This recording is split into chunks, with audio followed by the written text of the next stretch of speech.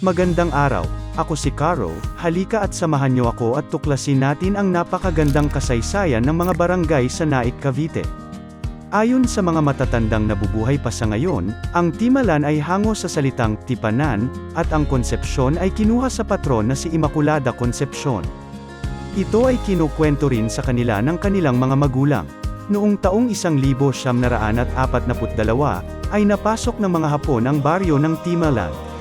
Sadyang mahirap ang buhay noon, kanya-kanyang tago ang bawat tao. Ang mga matatandang nahuhuli ay ikinukulong sa bayan sa mababang paaralan ng Naik.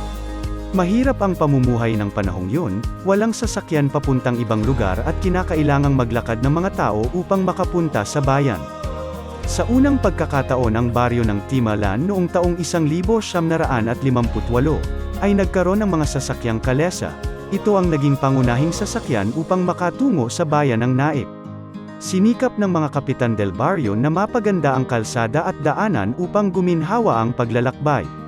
Sana'y nakapaghatid ako ng munting kaalaman tungkol sa isa sa pinakamagandang bayan sa Naik, Cavite.